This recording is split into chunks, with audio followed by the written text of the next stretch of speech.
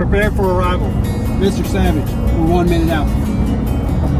We then began a program of remedying those abuses and inequalities. Have to sing our great country. Freedom, security, and greater opportunity. I'm not sure we've absorbed the full impact. Let the weight of this combination endanger our liberties or democratic process. Government is not the solution to our problem. We gather tonight at a dramatic and deeply promising time in our history. The world has known changes of almost biblical proportions. Must be not only the envy of the world, but the engine of our own. There is nothing wrong with America that cannot be cured by what is right. Today we pledge an end to the era of deadlock and drift, and a new season of American renewal has begun.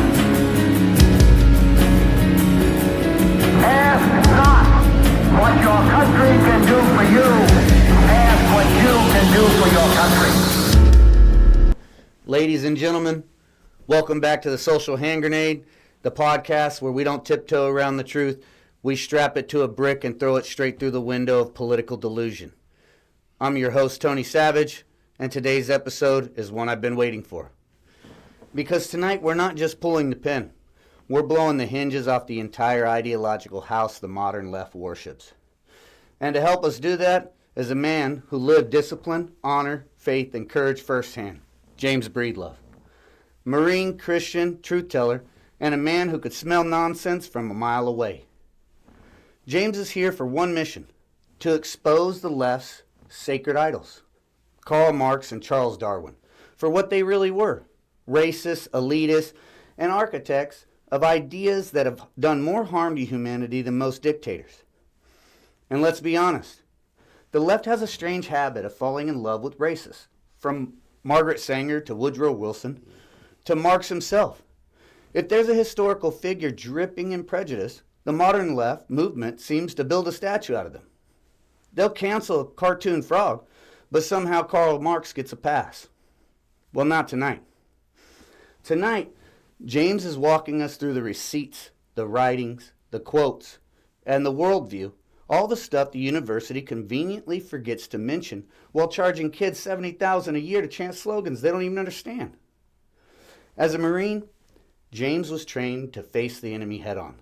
As a Christian, he stands on truth even when it's unpopular. And as a man who loves the country, he refuses to let the American people be lied to about the rotten foundation behind Marxism, Darwin's social theory, and the ideology that the left keeps trying to rebrand as progressive. So buckle up. This one isn't gentle, it isn't polite, and it surely isn't politically correct. This is episode 3. Tonight we're shining a spotlight on the ugly root the left keeps trying to hide. So let's get into it. James Breedlove is here, and he's ready to tell the truth. Okay, you ready to go? Absolutely. Excellent, excellent. So, a lot of people don't realize that Karl Marx was a racist because in his publications that are available to the public, he was more about a classless system. Nobody was better than one guy, no matter their status. It leads people to believe that this guy was, a neutral individual. Yes, but when you look at his private writings and what was being said behind the scenes, you see his utter contempt, not only for black people, Jewish people, Latino people. He had a real problem with race. Yeah. And I did, when you brought it up, because we talked on social media, when you brought it up, I looked into it. And it was a surprise to me. I mean, I had read a lot of Marx's work, but I never got into his personal letters until you pointed out the book, which I believe is called Karl Marx as a Racist. Karl Marx Racist by Nathan Will. Now, I believe that most of us probably wouldn't know because it was written in 1973, so a lot of us weren't here or around. And, of course, you know that communists do a really good job of revising history. Yeah, they scrubbed their history real well. Absolutely. Yeah, so what was some of his personal letters? I understand he's essentially talking about his son-in-law. One was his son-in-law, and another was a man he just didn't like, right? And both of those guys were compared to apes and monkeys. They were called the N-word multiple times by him. Right? He had nothing kind to say about either one of those guys, and one of those gentlemen was his son-in-law. Wow. So yeah, a member of the family, and he still couldn't get over the fact that he had a darker complexion. And he wasn't that dark complected, and he wasn't actually full, right, Negro, or at the time that's what they would call him. He was mixed. He was Caribbean, he was Jewish, and he had some other ethnicity to his background. So basically, if someone's slightly tan, Karl Marx had a problem with it. Had a problem, major problem. So as far as, because during this little investigation, when you brought this up, I realized that the group that he wrote the Communist Manifesto for, the German Communist group, it was actually German only. So they didn't even allow anybody, if you were not exclusively white German, you weren't even allowed in that group. He had a problem with Slavic people. I mean, he had a problem with a lot of different groups. Right, so it didn't even have to be, he was almost on the verge of being a Nazi. As far as his views. I would say a white supremacist, right? Right, yeah, because I mean, even certain classes within Europe that we would probably consider white, he didn't like them because they weren't white enough. Exactly. That's crazy. And Karl Marx is supposed to be the the guy leading the progressive ideology, which is wild to me. So you say that book one more time, because I want to make sure my viewers get to look up this book, because it's a game changer. Sure. It's called Karl Marx, Racist by Nathan Weil. And I'm trying to get that book republished. I want to bring it out and put it back into print.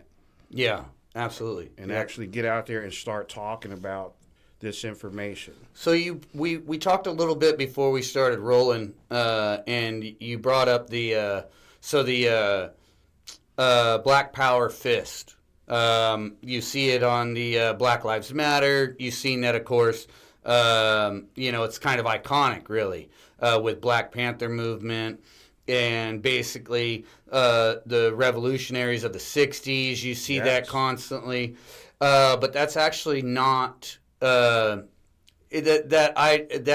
doesn't represent what they painted it to represent, which is, black strength or black power. It actually came from communist origins. Had nothing to do with black power whatsoever. I believe it was first used in the 1920s, and it's the Communist Solidarity Fist, not the Black Power Fist.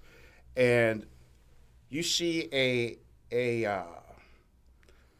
mode of operation where the communists are constantly trying to link themselves to the civil rights movement, right? Right. And pretty much they did a good job during the 60s of infiltrating the movement, and you see it in modern times through groups like BLM, right? The Panthers are gone, so now BLM is the next vehicle. So is the Black Panthers completely gone? No, I mean there's a small resurgence, but nothing like it was. Like it was, yeah, it was huge. I mean, some of those stories are pretty wild. The aunt, which I can't remember her first name, but the aunt of Tupac. Afeni Shakur? I think you're right. But she, you read that story and it's mind-blowing. She escaped from jail and basically lived her life out until this year. And because, I had been following this story, a buddy of mine that lived in San Francisco pointed out that, this Afeni Shakur and Angela Davis. Yes. And so I started reading about it. And that was last year when I started reading about it. And it was still showing that she was living unknown location because she's still on the run for murder. Cuba. It was Cuba. Well, yeah, now it actually lists her death, which was this year, and she died in Cuba. So this whole time, from I think the 70s, since the 70s, she's been living in Cuba as basically a political refugee, if you want to call it that. But she murdered a sheriff. So, and then of course, Angela Davis, which most people don't realize, she was on trial for murder and terrorism because essentially her weapons were used in an attack on a courthouse in California. That's right. And it was all part of the getting a Black Panther member released from San Quentin. Yes. And what was crazy to me is some of the things that you see happen then to get Angela Davis off, which is kind of the same similarities you see now. But it's like you see somebody that essentially is a leftist that does a heinous crime. There's GoFundMes and there's just all kinds of networks that come out of everywhere to save this person from consequence, from accountability. And the same is true if you look at the Angela Davis case. It was like Aretha Franklin and Sammy Davis Jr. Hosted a benefit concert just to raise money for her defense, which is how in part she was able to escape the terrorist charges.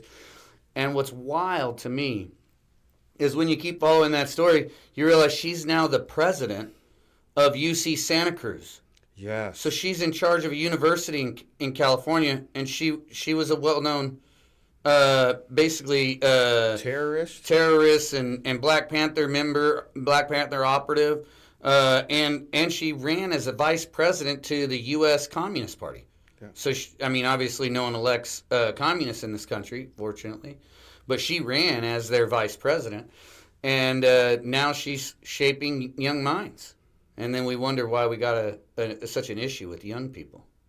Well, I give it to the communists. They were pretty smart to set a plan in motion to make sure that they had their hands on some of the most potent levers of power we have in the country, especially the educational system, where they're getting to shape the generations, right? The long game, yeah. The long game. And I think as conservatives, we're not playing the long game. No, we were asleep at the wheel. We're reacting. Reacting, exactly. Terrible footing. Absolutely. And the thing I do like about the president is that he's proactive. He's offensive. He's not waiting for them to do something and for us to respond. Because you can understand this as a military guy, right? You have to take the initiative, because as soon as you lose the initiative, what happens? You lose the battle. You can lose the battle, right? Yeah. You've got to have the initiative, and not waiting for these guys to do the next thing for us to respond. I like the way Trump is driving the agenda. He's driving the country where it wants to go. He's not asking for permission. Yeah, right? It's like the 21-step rule. I don't know if you've ever heard that, like in a gunfight. 21-step rule. If basically you and the assailant or perpetrator is holstered, neither one of you are displaying a weapon at the ready. If that person even gets within 21 steps of you, by the time you react to them charging at you, even if they had as little as a knife and you have a firearm, by the time you react, unholster, he's going to be on you. And you might be getting stabbed before you have the ability to even return fire or anything along those lines. And it's like most people don't realize that action is always going to beat reaction, no matter what. It just gives you a huge advantage, and that's where, taking the initiative on anything, particularly in politics, if you're reacting constantly, you're just a punching bag. And you're in a position of weakness. Right. Right? And you're allowing your enemy to define who you are. Right, and that's exactly what's happened. They've taken all of their history and basically thrown it on conservatives. And it's remarkable to me. If you get a person that's under the age of 35, most of them believe that conservatives fought for slavery. Yes. You ask them and they'll tell you, it's conservatives. Yes. And you're like, no, it wasn't. Then the same thing with the The Confederacy, same thing. Oh, it was conservatives that started the Confederacy. Right. They also, which I thought was really remarkable, is most people 35 and younger believe that the racist Democrats only came from the South. That it was only Southern Democrats that were racist. And, if you look at a case where, a lot of people, a lot of leftists will cite Nixon's campaign strategy, which they called the Southern strategy. The Southern switch. Yeah, and they'll say, oh, well, that's when the parties switched sides. And it was like, well, George Wallace is the guy that the Democrats ran against Nixon, and he's probably one of the most racist guys that's ever walked the face of the earth. You know what I mean? He has the famous segregation now, segregation tomorrow, segregation forever speech. Yes. Yeah, and that's the presidential nominee that got the whole party to back him, not just the South, but the whole party backed him. And not only during that so-called switch that they claimed happened, George Wallace still won more votes out of the South and won millions of votes out of the North, showing that their racism it wasn't just all consolidated in the South like they try and claim. That's an illusion. No. It's throughout the party. And it also, obviously Nixon won, but if you look at historically, Nixon won not because he they'll say that he pandered to racism. Right. He didn't win because he pandered to racism. Nixon ran on being a stable president, and every single Democrat you've seen riots in the streets. Sound familiar? You know what I mean? We're seeing basically the same thing. Every time you had a Democrat elected, there was these, basically civil unrest for social justice going on in the 60s so much, and particularly in the South, that they were just looking for someone who's going to, give us 4 years of peace and quiet. And that's why they voted for Nixon. It's the same reason. Go ahead, I'm sorry. I think that communists are good at projection. Right. Right. Framing, their opponents for the actual dirty work that they've done. And when I hear about that Southern switch, one of the things that immediately rises to my mind, okay, so say if you took that and that was true. What about the 200 years of bad stuff you've been doing to black people prior to that? Right. And it's like the lynchings, and all of that. How do you get a pass for that because some imaginary switch happened? Right. And it's like they just erase that like an Etch-a-Sketch. It's just gone. Like it never happened. And, it's what I would say the switch really was a switch in their strategy. Absolutely. As Democrats, right? What they couldn't do through the force and intimidation, right, that they were applying to black people, right, through the KKK and other groups and Jim Crow and all of these things, right? Those things became, right, really unpopular in the culture. So now it's a switch. I'm no longer your enemy. I'm your friend. Yeah, manipulation over intimidation. Yes. Yeah. I'm your friend now. These guys who've been helping you for 200 years, these guys don't like you. Right. Right. And I think part of our problem is being effective in getting our message out and staying on mission. Right. Right. Staying on mission. We have a group, most minorities are, right, especially Hispanics and blacks, are very conservative socially, conservative. They are Christian-based people, right? So why isn't our message resounding with these guys that are just like us, think like us? Why are they over there, right, supporting the other side that is... I think, like you said, they've done a very good job of changing the optics and making Republicans look as if they're racist. I think a lot of it is these political ops. I mean, the KKK more or less doesn't even exist. It may operate out of someone's garage somewhere, but it's nothing compared to an actual organized terrorist organization like it was under the Democrat Party. No. But I still think it's a Democrat entity. if you argue that it left and said, oh, well, like the switch thing, well, the KKK, they firebombed churches and burnt crosses. They were not, a civil person that if they had a breakup, there wouldn't be evidence of it. Right. Right? So if they broke up with the Democrat Party, I would imagine there would have been some DNC offices firebombed, or, what I mean? There would have been some evidence that they were having some kind of internal beef. And you never seen that, and that's why I feel it's still a Democrat institution. And the other reason that I have to believe that is the evidence that you only see KKK show up during election year, and they show up at conservative campaign rallies unannounced and uninvited. To in some way attempt to associate us with them. Right, exactly. Right. It wasn't like the Democrats, where the Democrats said, I'm with them. Right. It's now the KKK saying, no, I'm with them. There's a big difference, huge difference when they're trying to claim to be a part of you, where the Democrat Party was with the KKK. Claiming that, absolutely. They found embraced it. Right. You have like Robert Byrd.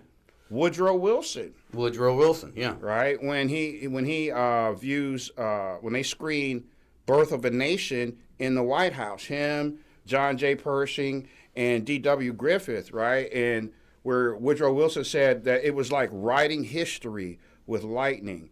And the first progressive president he's supposed to be, what does he do? Immediately desegregates the government and kicks all of the black people out of the federal government. Right? Wow. Yeah. And black kids, right, minority kids are giving scholarships in the name of this man who absolutely despised them. That's crazy. And it's the Marxist communist rewrite. Always, right? It's always that rewrite of history. Although we're the good guys, right? Yeah. We're the good guys all the time, right? Satan himself is showing up. And I do mean that literally, because Karl Marx didn't like God, didn't like Christianity, hated Judaism, all forms of religion, right? That's why communism states, right, that religion is the opiate of the masses. Right? Yeah. They're I would call them antichrist in every sense of the word. Yeah, I believe that. I mean, you could see that in their fruits. You know what I mean? What have they done throughout history? And it's nothing good. Nothing good. And I would hold that, between Islam and communism, those are probably the two greatest existential threats to the church. And I mean, in the entire world, right? Because everywhere those two groups are, you're seeing Christians persecuted, jailed, right? Yep. Abused, and murdered, right? Absolutely. Yeah, it's terrible stuff. It's wild to me that it seems like so very few are able to see through the propaganda or the veil or whatever you'd like to call it. It's just so many people buy into the rewrite rather than actual historical fact. I would say two things. One, Jesus, right? The Bible says, Jesus said, buy the truth and sell it not. There's a cost to the truth. There's a cost to it. There's a cost to getting it, and there's a cost to maintaining it, and you have to want it. Right? God will give us the truth about everything. It's just, do you want to hear the truth? Right. Right? And a lot of these people, they're not aware that they're being lied to. They don't care, right? Because they're more concerned about the stuff that's really before them. Right. Right? The everyday issues. And, of course, most of the stuff that communists say sounds good.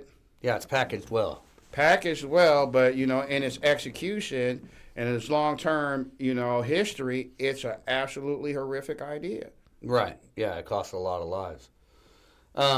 So when it comes to Darwin, because you had brought up Darwin, and it just blew my mind that Charles Darwin, I never even thought that he had any kind of opinion about race or any of that stuff until you started bringing up some of the writings that essentially that colleges and high schools alike.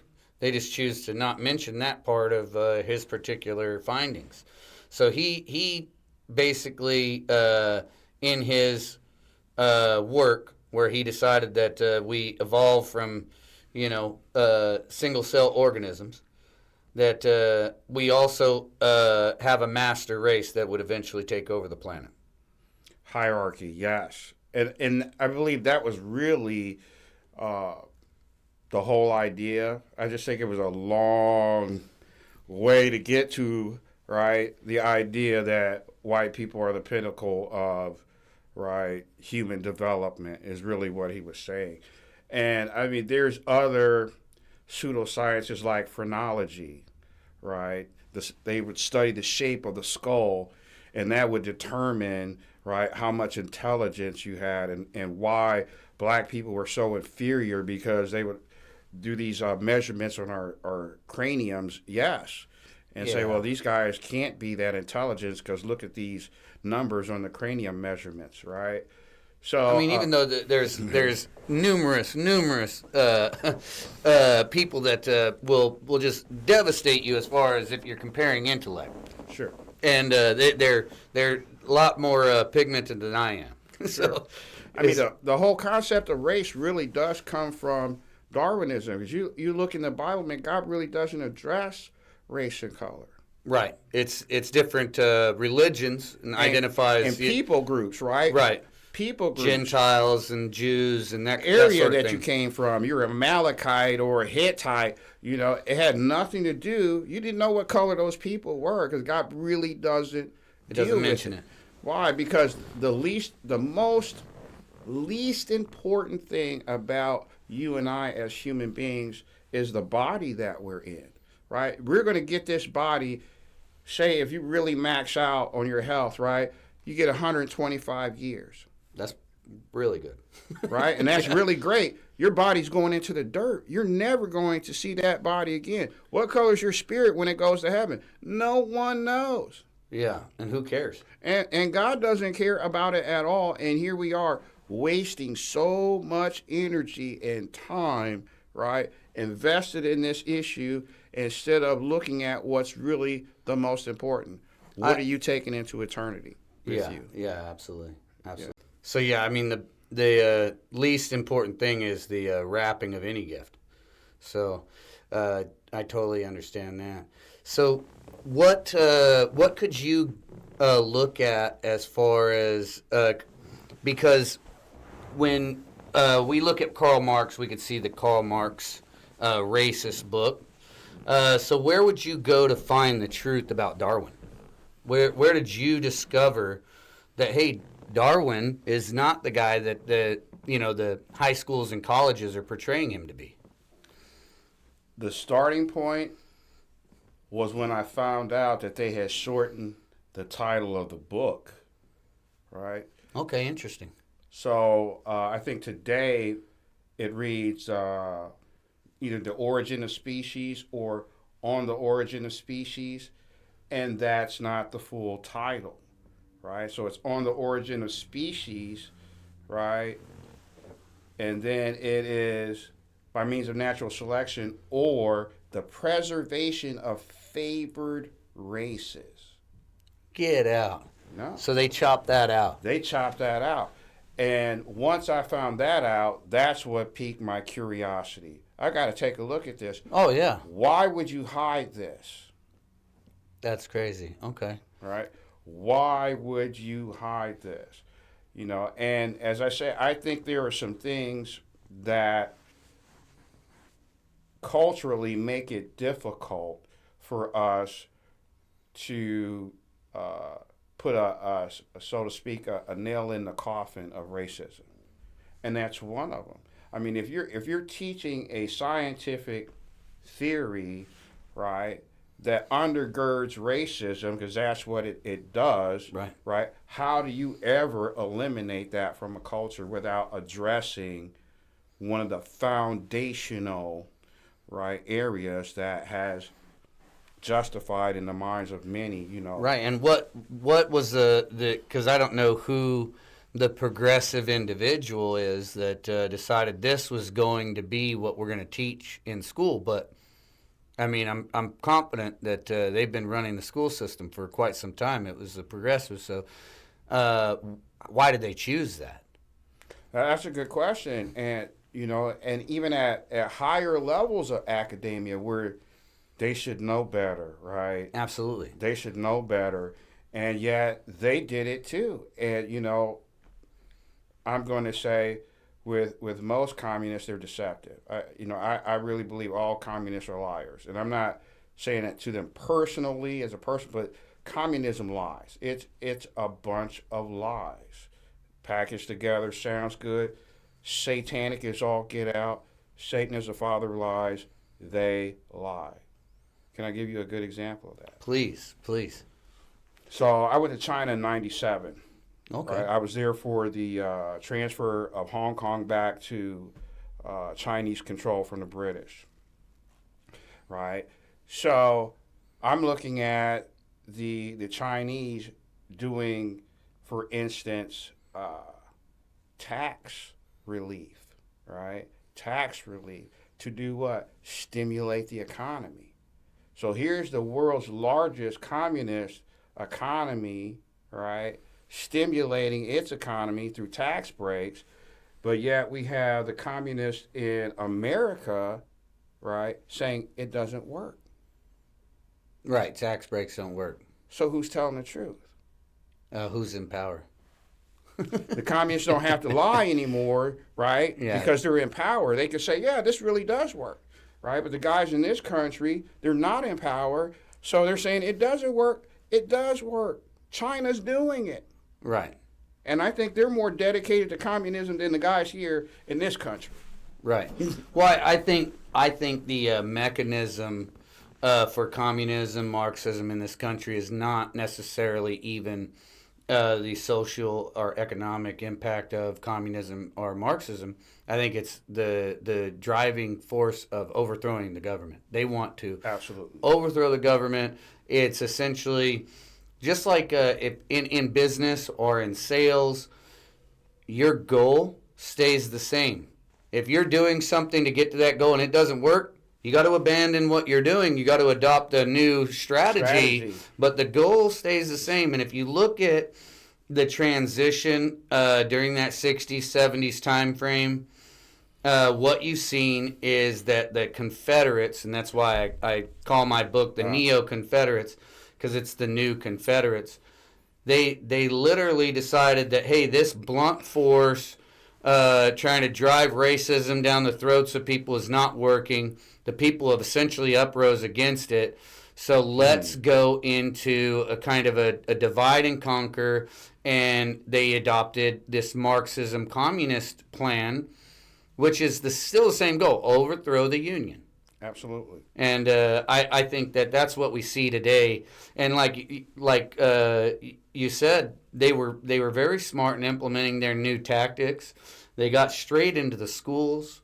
They started working on the next generation. And you have folks that are, my age and older looking around going, what happened? Why do we have an entire generation, maybe even two generations at this point, of self-loathing Americans? Yes. They just hate themselves. And it's, you during the 60s and 70s, you let the Marxist communists take over the schools, and these kids were taught since kindergarten to hate themselves and identify the fact that you're the perpetrator of all prejudice, you're the perpetrator of all oppression, and basically the entire world is being held under the boot of America. Exactly. And it's crazy that they're taught that, but that's what they're taught in schools. Even though the whole world is trying to get here, right? By hook or by crook, they're trying to get here, but this is a devastatingly terrible place. Right. I mean, and that's what's bizarre to me is just like they're having these, this whole deal with the Somalian immigrants in Minnesota. Oh, yes. You've seen them on the news because they're, eyeballs deep in welfare fraud is what it appears to be. But these folks, when you see the interviews, I mean, they hate America. But it's like you were begging to get here as a refugee seeking asylum from, basically death and destruction from where you're from, Somalia, Yes. which rightfully so. I mean, the place has been in civil war for 3 decades. Decades, yeah. Yeah, so it's like, I get why you'd want to run from that place, but when you get here, wouldn't you be grateful for the life raft?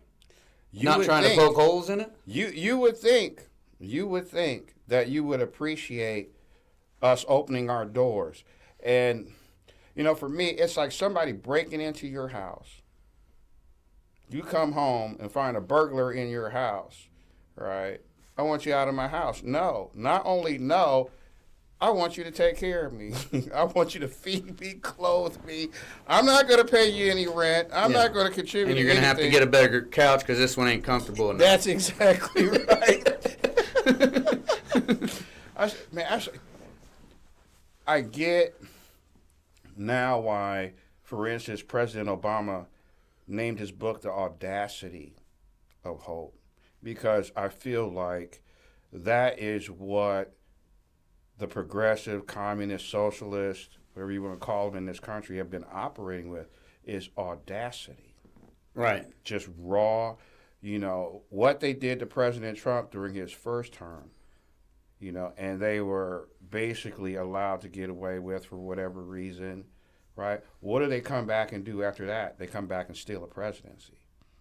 Right.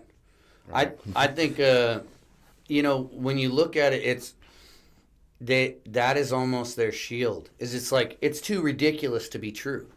Like, they couldn't have made up an entire Russian hoax collusion between all these different intelligent apparatuses. That's just, that's too much. But turns out there's more evidence to prove that to be true than it is to the contrary. Absolutely true. And I would recommend a book to people. It's called The All-Out War, right? All-Out War. The Plot to Get President Trump by a guy named Ed Klein. Man, that book, he put this out in 2017. He was light years ahead of everybody on this issue because he talked to people that were in the room when the decision, or I should say, the plot was brought to Obama to ask if they could execute it. It's a great book. I'm surprised no one has ever talked to this guy during this whole 10-year period because he has the goods. And about it's called how it all All-Out War. The Plot to Get President Trump. Excellent book. You got to check it out. Yeah, I definitely will. So what do you think is the future at this point? Because we've seen basically President Trump get rid of U.S. aid, which of course, I mean, that's basically a money laundering machine for the Democrat Marxist neo-Confederates. So I'm glad to see that go. I mean, I don't want to be paying for feminine studies in Pakistan, and it's like crap like that. That's obviously a money laundering deal. No one cares about, transgender studies in Uganda. You know what I mean? Like, if it's not emergency aid to help another country, because I understand there's a need for that. We are a superpower, and we're a wealthy country, and we should, lend a hand when there's hurricane relief or earthquakes, things like that. Especially if it's in our backyard, like you had that stuff going on in Haiti, and you had Puerto Rico, and I get putting money to help out as much as we can around the world for stuff like that.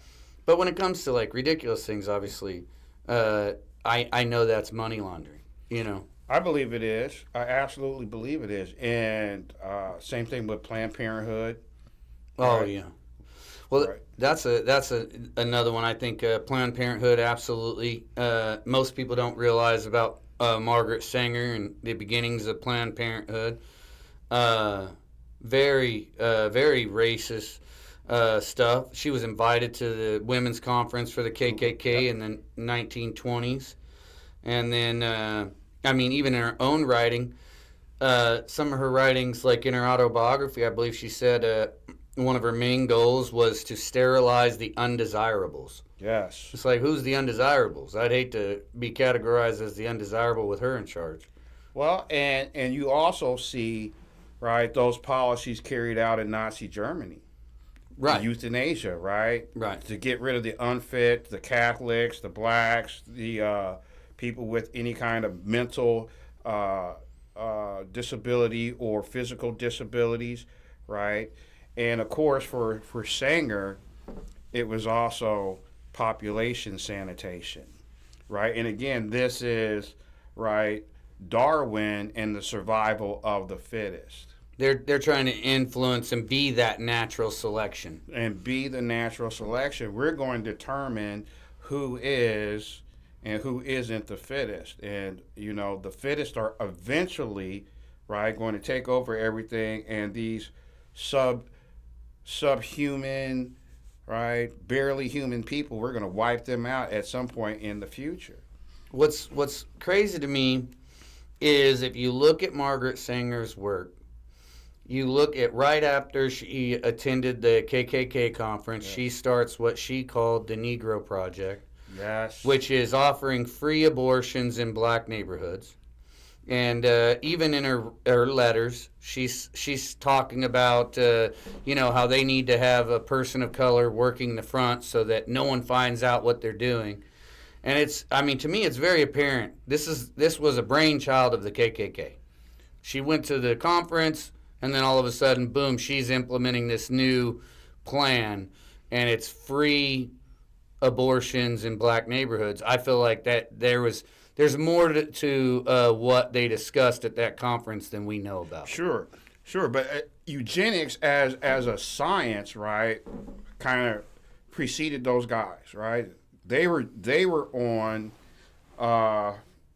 genetic hygiene, right? So, again, with Darwin's theory, that these people were closer to apes and monkeys, right, and non-humans, and these guys over here, they're representing the pinnacle. We need to do something about the population of these guys. We don't want too many of them, because if we get too many of them, they're going to A, B, C, D, E, F, and G.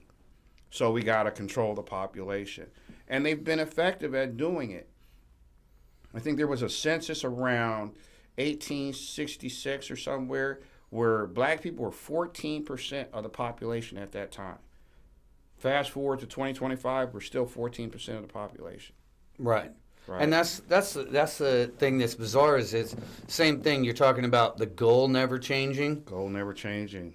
But they repackaged the same KKK brainchild, the Planned Parenthood program, as women's rights. Women's rights and a benefit to you getting rid of your children. They're telling black women it's too dangerous for you to have these children, right? It's detrimental to your well-being.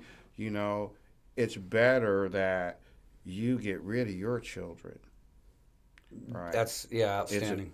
And it's insane that it actually works. It actually works. Isn't that bizarre that it works as well as it does? I think it's crazy because it doesn't take much of a research to realize this is propaganda being sold to you, and it's all about, like you're talking about, it's about population control and manipulating the masses. Okay. And they've taken what is a very racist, eugenics-based program, repackage it as women's rights, and they got white liberals out here ready to fight police over it. Ready to fight police over? You go to jail. If you pray, if you say anything to these people about that, right, in any area near, right, a clinic, an abortion clinic, and you're trying to save a life, right, which you and I as military members, we understand that, to sacrifice to save a life, and here these guys are throwing people in jail if you even attempt it. Wow. So it's illegal to pray outside these clinics. Oh, yes. That's crazy. It is crazy. They threw a activist, Bevelyn, I think her name was Bevelyn Wright at the time. She's been married since. She got like 3 years in jail. 3 or something years? like that. Yeah, Oh, yes. Lord. Wow. Because she was near, I think she was near an abortion clinic when she was praying. Silently, I think, even. Wow. That's wild. There's a lot of this stuff that's prepackaged or repackaged rather, that most people don't realize. And it's like one of the things is they bring up statistics, and a lot of times they'll even refer to it as black statistics.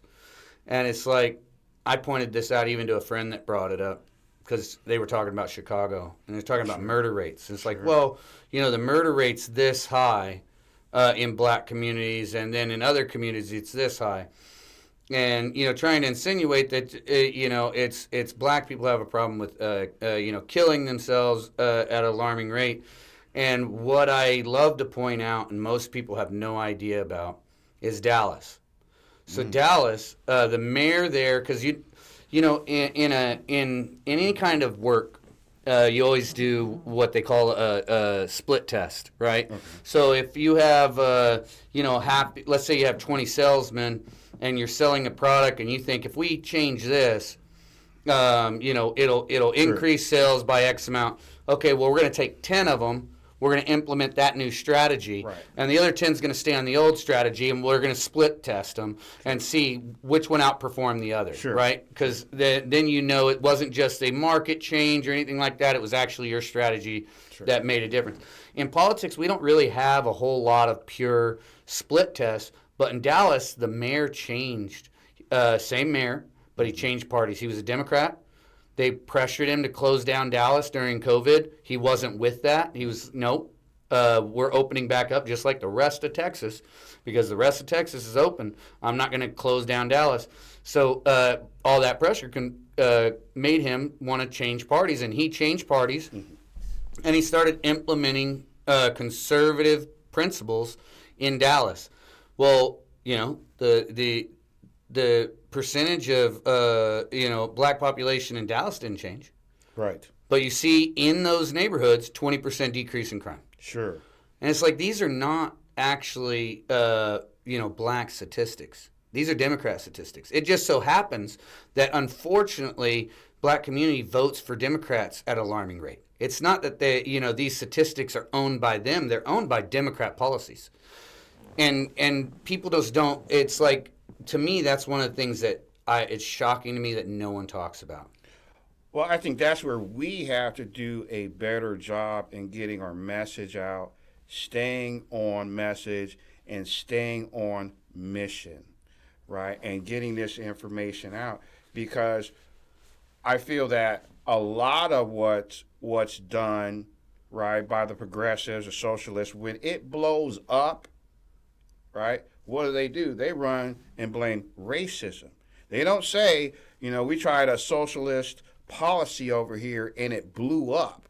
Right. Right? Which is exactly what happened, right? They blame it on the country. They blame it on racism, and they've been really good at that, and we've been kind of terrible at pointing out it's not really a race issue. It's a policy issue. Right. You set forth a policy that's been tried in every other communist and socialist country that blew up, and now you brought it, and I feel like the test market for communism has been black people, right? Black America has been the test market for communism, right? That's the whole social welfare system, and why a lot of black people feel like, we're in a separate system. We're watching everybody else benefit, and we're over here languishing. Yeah, because you're in a socialist system where the government is controlling your means of production. Meanwhile, the rest of us are over here in a capitalist system, and we're in control of our means of production. We're in control of how much we earn and how much we save, right? We're able to mobilize from low to moderate income into the middle class, into, upper middle class and wealth. Right. But you're not, and you're being held kind of prisoner. Right. It's a form of economic slavery. Enslavement. Yeah. It is absolutely enslavement. And you look at because I remember this in school. I grew up in California, actually, and I got out as soon as I could. But in California, I remember this was kind of aged me a little bit, but there were Walkmans, played a cassette tape, and the teacher literally was giving them away at the end of the year. And it was actually for us to listen to like books on audio while we were in class. But for whatever reason, there was like 6 of these Walkmans. She was giving them away. And anyway, she was handing them to basically anybody that she's seen as a minority. Sure. And when I was like, oh, what, do I get one? She's like, no, you have the opportunity to do whatever you want and be whatever you want. They don't have those opportunities. And I know one was one of the girls was an Asian girl that lived in a huge house because I knew her parents because her parents were doctors. And it's like you're giving this thing to her and telling her she can't do the same things I can do, even though she's growing up with more wealth and privilege and educated people in the household than me, just based on her race. Yeah, it's wild. And I think that's one of the saddest things that I could say as far as, like, I don't really believe in systemic racism, in the fact that, that you cannot in America get by because of the color of your skin. I don't think that's true. I believe that if you buy into the Marxist racist nonsense that they tell you, you could be trapped in an economic slavery, and it starts with believing that you can't do anything you want to do. Absolutely. From a kid. And myself growing up, and the community at that time, there wasn't a victimhood mentality. Right. Right. We were told we could be anything, do anything. Right. Now, when I was growing up, I was told, my parents sat me down. It's like, look, son. Right? You're going to have to be twice as good as these white guys to get any recognition. Go, my son, be twice as good. Right. Right? And if you're not, guess what's going to happen? We're going to kick your butt until you're twice as good. There wasn't any excuses. My parents didn't care about racism, white supremacy. None of those things were excuses. I wasn't afraid of the police or any of this garbage that they're putting out now. None of it was told to us. We were always encouraged to be the best, strive to be the best. Every door of opportunity is open to you. And that message has changed, right? It's changed significantly. And what is interesting to me is when you hear the Democratic Party turn to illegals, undocumented foreign nationals, and tell them, hey, come to America. This is a great place. Right? Great place of opportunity. You can thrive. You can flourish. But out of the same mouth, turn around and tell black people, doom and gloom. You'll never make it. The system is stacked against you. And I'm like, well, why are you telling them great things and you're telling me terrible things? I think it comes down to, manifestation, law of attraction. I think a lot of that is just you gear your mind, or for instance, if you want to program someone or a class of people into being, basically less productive, convince them that the whole world is against them and they can't achieve the same thing these guys can achieve. And I think it's just, it's sabotage, but it's done under the veil of, kind of a social justice, even within the school. Like, oh, we're trying to help them out and, get them ready for what's coming. And it's like, really, you're mentally sabotaging them, where they don't believe that it's a fair playing field. They don't believe that they have the same opportunities when they really do. And in a lot of ways, I think that, especially within education, there's a lot more opportunities if you're a minority, because there's all these different grants for that. Sure. I would say, right, from a biblical perspective, I do ask other black people, like, what, right, doors hasn't God opened? Every door that was closed to us has been not only flung open, but kept open, right? What else does God have to do to even the playing field? And the answer is nothing else, right? the door is open to achieve anything, right, that God has for you in His will. There's nothing that can stop that, right? Right. Nothing can stop God's plan for your life. But, you know, like you said, when people are convinced that the whole world is against them, you know, you're not very motivated to try. Right, that's the other thing. Motivation, it robs you of your motivation and ambition. Right? So prior to the Lyndon Baines Johnson's Great Society, right, black people had to be entrepreneurial. They had to own businesses. There's very few jobs available for them, and the social welfare programs really weren't, right, being utilized by them because it really wasn't for them. We had to be entrepreneurial. And then all of a sudden, we shake hands with the devil, buy into this social welfare, and the next thing you know, all of that goes out the window. Right. Right? And it's like you look at the welfare system. It's incredible that people are even able to live off what they're offering, and then it's like literally just enough to get you by.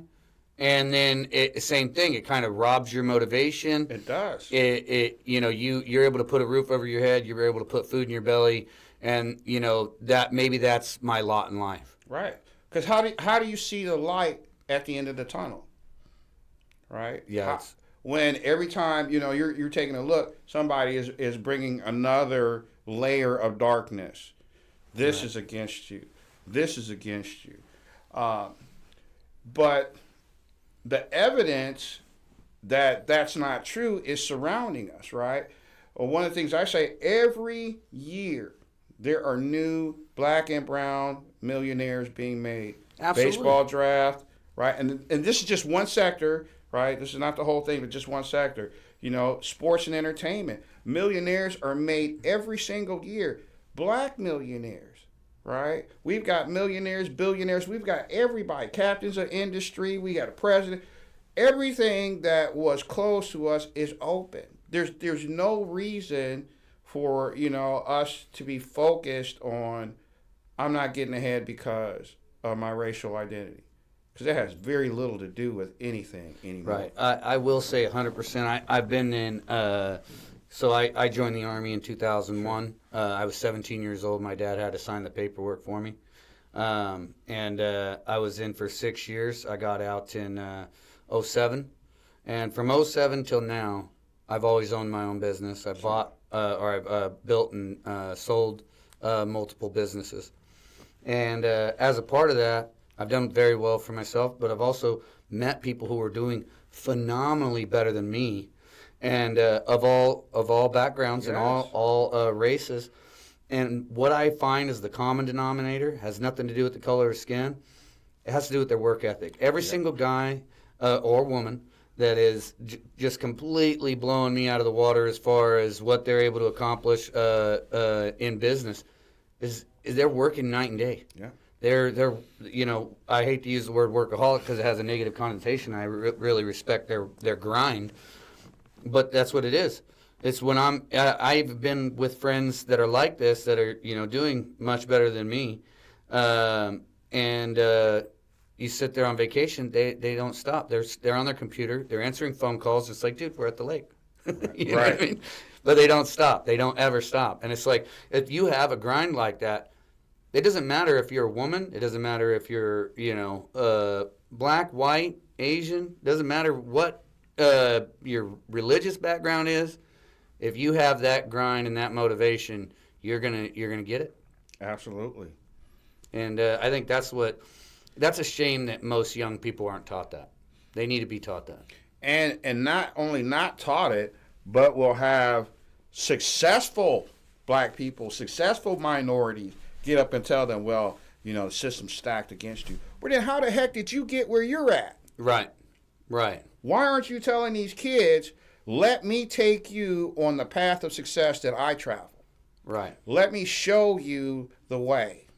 Right. What do you think that is? Do you think they don't want to create their own competition? Why do you think that's not a...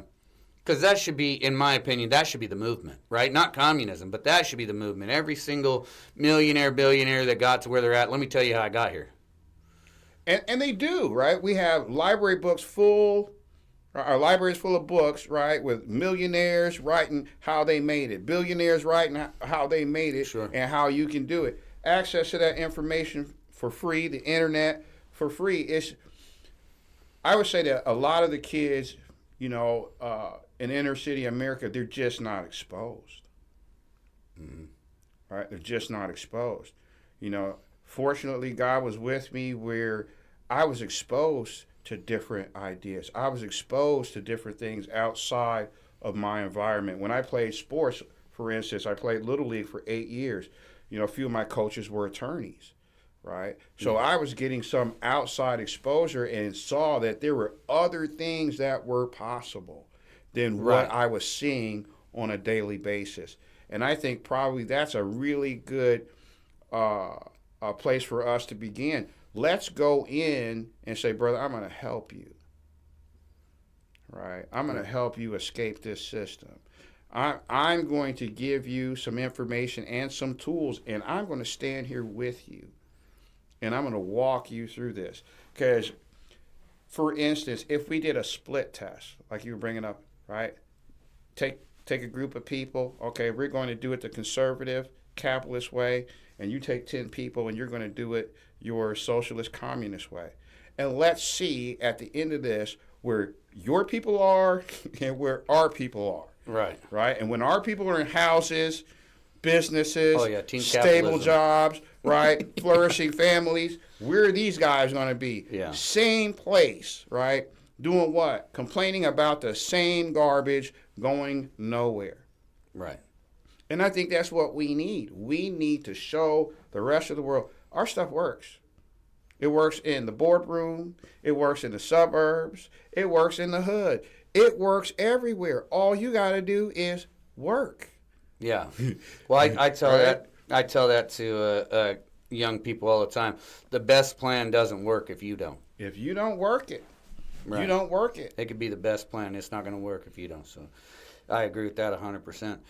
A lot of these young folks, I do also believe that they believe in, because it's an illusion on TV, that there's a such thing as overnight success. And I really believe that there's no such thing as overnight success.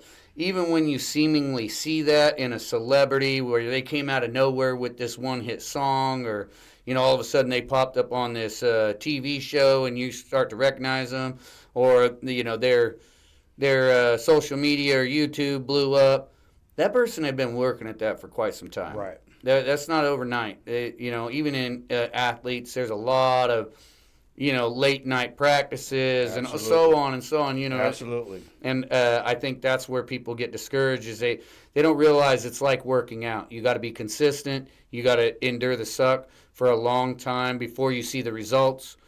And people just don't get that. They think that they tried out, it didn't work. I don't see results. I don't see success. It's a sham. But you said one of my favorite words, though, success, right? And I kind of split it into two parts. Suck. You and I understand the suck, right? Absolutely. We understand. And my point to people is you have to go to the suck first to get to the success, right? Oh, that's a good one. You got to embrace the suck. And that's the problem. These kids want the end result, but they don't want what it's going to take, the process that shapes you and molds you into that person you need to be in order to be able to accomplish the goal you want to accomplish, right? It's a personal process, a mental, a spiritual, sometimes a physical process, right, for us to get where we're going. And they don't want that. They just want the end result, right? The microwave. The microwave, that's exactly I say that all the time too. It's the microwave generation. If it's not 30 seconds or less, they're out. It's like anything we're doing isn't like that in life. There's a long process, and it's like I often will talk about the Great Wall of China. It's like you look at the Great Wall of China that's so large and so massive and just goes on seemingly forever, but it started with one brick. That's right. That's it, just one brick. And it's like that's where you got to worry about today is where's the next brick go. Right. We don't have to worry about finishing this whole thing and, the end result. And that's because that's overwhelming and daunting to people. And they, they get intimidated out of pursuing a goal like that. Right. Because it's just so far in the future to see the finished result. It's like, yeah, but today's just one more brick. One more brick. That's it. And, over a decade or so, you'll be very shocked at what you were able to accomplish. I agree with that. Absolutely. Yeah. Well, what I would say, let's end with, what would you tell, I guess, the youth of the nation that have been duped by the left into believing in this dismal future for themselves? One, I think it's an attitude, it's a mindset, changing the focus. It's okay to acknowledge the bad, right? It's okay to acknowledge things that don't work, but that can't be your entire focus. Right. You've also got to look at what works, and I also think that a little change in mindset in this approach, you don't always have to learn by failure. You can learn from the successes of others, right? Find someone that is doing what you want to do that's really successful and follow them. You don't have to reinvent the wheel, right? Follow these guys. I've been around a lot of wealthy people, and there's not one time where they've turned me away and said, James, I'd like to work with you, but you're just too brown. You're just too brown, Yeah. right? Yeah, no doubt. They were examining my character, Sure. right? And they said, man, you're going to make it. You're going to achieve your goals, right? And I think that's what we have to do, surround ourselves with people. And even if you don't know them, go seek them out because they're everywhere. I've sat down with a lot of self-made millionaires, man, that I never thought in a million years as a kid I'd be around these types of people, right? But as soon as they saw me, we talked, how can I help you, right? How can I support you? Because I think they're being told a lot of untruths about wealthy people, right? I think they are, because I just haven't had that crazy negative experience where people are looking down on me and, trying to treat me, poorly because I don't have the money they have or, I'm not as successful as they are. Absolutely. I mean, it makes sense when you think about it. It does not make sense that in the way rich people are portrayed is they've had to get collectively all these people to work together. Most of the time, those are the most charismatic people, the most caring people, because they were able to pull together that team. If they're really just this, kind of tyrant that's, Right. people don't want to work with that guy. He won't be able to build a team that's going to get the goal accomplished because who wants to work with that guy? Yeah. They might have some temporary success, but it won't be long term. Do you know who Eric Thomas is? Yes. E.T. the hip-hop preacher? Yeah. So one of the things that he says, right, he says, don't let your talents and abilities take you to places where your character can't keep you, right? And that's what we talk about, one-hit wonders and stuff like that. Yeah, I mean, you can get there. Anybody can get there, but the question is, can you stay? Right. Do you have the tools to stay there, right? Like Donkey Kong. Remember Donkey Kong? Yeah. You skip the level, you don't get the hammer to hit the barrels. Guess what? You got to go back down that level. Right. And you got to go through the entire level. Then you got to go get the hammer because you're going to need it on the next level. Right. Right? There are no shortcuts to success. That's what I would tell these kids. There are no shortcuts. There's shortcuts to jail. Oh, yeah. Shortcuts to prison. Yeah. Shortcuts to the grave. But there's no shortcuts to success. There are none. You have to pay the price. Yeah. I always like the saying, if you can take it, you can make it. Yeah. And I think the same's true with the military. Is Absolutely. where I first heard that, but also in business and going out there. If you can take all of the things that are going to come at you, and you're going to endure a lot of bad days, stressful days, Yes. to get to those good days, you're going to be just fine. That's the character. That's the shaping and the molding that God does in our lives, right? The chiseling. The chiseling. Right? Yeah, it's not a comfortable feeling. Right. Getting chiseled on. No, I'm going to be a billionaire someday. But I am not billionaire James at this particular moment. I've got some growing to do, right? God's got some things to develop in my character, in my life, in my mindset. But I know that's where I'm headed. Absolutely. Right. And that's, the mindset for sure. That's epic. Well, I absolutely appreciate your time. Thank you for having me. Yeah, it was a blast for sure. All right, folks. That wraps episode 3 of The Social Hand Grenade. And if tonight didn't shake loose a few comfortable lies, you weren't listening. James Breedlove, Marine, Christian, straight shooter, laid out what the left never once exposed. Karl Marx and Charles Darwin weren't intellectual saints. They were racists whose ideas still poison modern politics. Yet somehow the left still worships them like heroes. That's not an accident, that's the agenda. James reminds us that truth doesn't bend just because history makes someone uncomfortable. It sure doesn't bend to protect idols of a movement built on contradiction and hypocrisy. So James, thank you for bringing clarity and courage to a conversation most won't touch. And to our listeners, stay vigilant, stay bold, never apologize for standing on truth. I'm Tony Savage. This is a Social Hand Grenade. We'll see you next time. And now a word from our social media director. If you're not a commie, like and share.